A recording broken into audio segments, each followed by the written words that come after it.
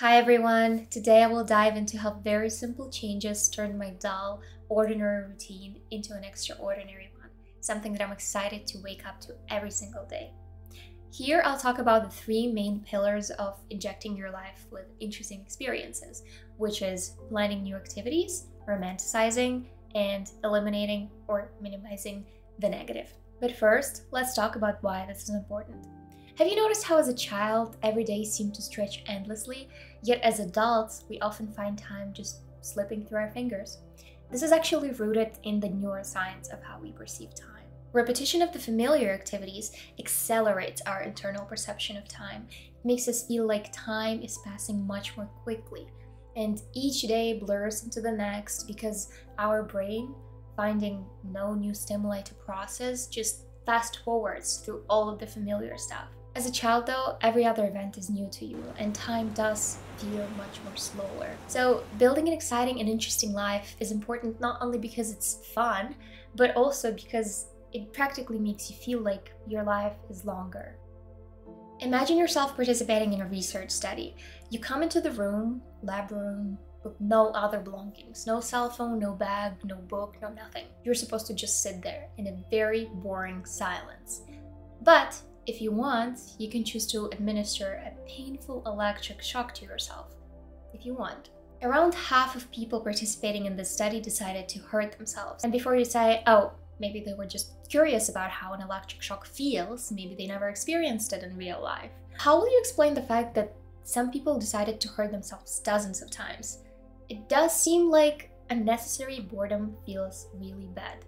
And it's not just that. In addition, many university students who have high boredom levels seem to have a very hard time getting good grades compared to their peers, as well as depression and anxiety is also very much connected and correlated with high boredom levels in people. And although I can't tell you how to suddenly become interested in everything that you experience, I can definitely help you understand how to bring more interesting stuff into your life.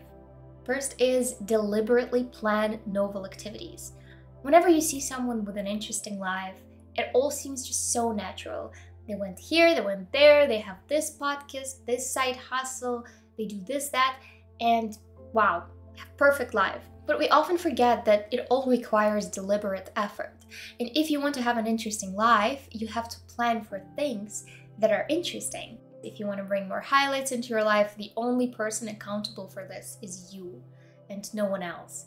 So take your notes app, take pen and paper, whatever you can, and write 20 different things that you would like to try. It doesn't have to be anything crazy. Something like trying to bake cinnamon rolls, or maybe learning to crochet, or visit this book club or this gallery, go to that concert. The key is to promise yourself that you're going to do this new activity 3 times a month. And just put it in your calendar, just plan when you're gonna be doing it. You might say, oh, I don't have money, I live in a boring city with no opportunities and I'm just so underprivileged, and looking at all of these fancy influencers with a vacation every other month and just beautiful lives, it just makes me sick. I want to remind you of something very fundamental that will stop you from potentially feeling like you're having it worse. Man's Search for Meaning is the book you probably already know about by a Holocaust survivor, Viktor Frankl. Think about this quote: "Everything can be taken from a man but one thing, the last of the human freedoms, to choose one's attitude in any given set of circumstances, to choose one's own way." And I stand by this. This is something that I didn't realize for a very long time. But yeah, some people have it better, some people have it worse. It's unpleasant. But the way you respond to the circumstances is what matters. In the most dire circumstances of a Nazi prison camp, he was able to find the beauty of nature in simply watching the sunset with his fellow inmates. Listen to this quote: "If someone had seen our faces on the journey from Auschwitz to a Bavarian camp, as we beheld the mountains of Salzburg with their summits glowing in the sunset, through the little barred windows of the prison carriage, he would never have believed that those were the faces of men who had given up all hope of life and liberty." And if these poor prisoners were able to find beauty in simple act of watching the nature, then what stops us, people with comparatively comfortable lives? And this sad note will bring me to my next point, which is romanticize the mundane stuff. We often think of an exciting life as one that is filled with extraordinary events, such as jumping with a parachute, or, I don't know, giving TED Talks, or traveling to a new country every other month. But in our life, repetition and routine always dominate.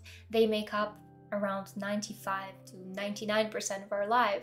So, in order to be fully satisfied with the life we have to completely shift our mindset on the things that are the most ordinary, the most routine, the most basic. And I think this is what the trend of romanticizing your life has done really, really well for the internet community. Now, instead of just taking a shower, I can enjoy this experience fully.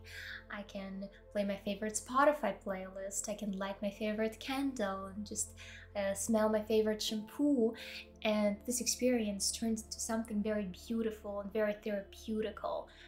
Instead of just taking a shower. Now, instead of just cleaning the dishes, I make it a whole experience. I play my favorite music from Pride and Prejudice movie and imagine myself as Elizabeth Bennet, just waiting for Mr. Darcy and cleaning her house before he comes. So yeah, maybe it sounds a little cringe, but it makes me really happy. So I hope it can make you happy as well. Another thing to note is, especially now as the bigger part of the globe is switching into the colder season, we have to find a way to fight all of these seasonal depressive symptoms and try to romanticize winter as much as we can. For me, it means waking up a little bit earlier so I can finish all of my tasks during the light time, and I can just cozy up in the evening, just have a cup of tea, watch my favorite TV show. I also really like making seasonal Pinterest boards. I don't know, they just make me so aesthetically satisfied and so happy. And yeah, here they are. Personally, the first 18 years of my life, I lived in a very small, homogeneous city in Ukraine, which many people might call boring.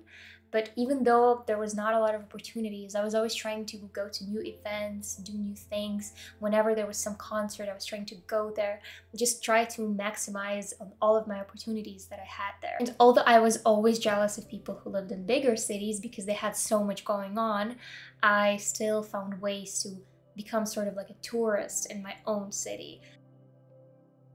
And the final part, eliminate negative content, or at least try to minimize it. Well, this is the point that I already tried to mention earlier about comparing yourself to all these social media accounts. But if you think about it, we always understand consciously that a person behind the screen is going to spend a lot of time trying to filter the pictures and trying to choose the best photo to post on Instagram. But it doesn't mean that it's not going to make you feel negative about yourself. So I think the best option is to unfollow accounts that make you feel uncomfortable, uninspired, unhappy, and the accounts that bring you a lot of self-loathing and self-comparison that you don't need.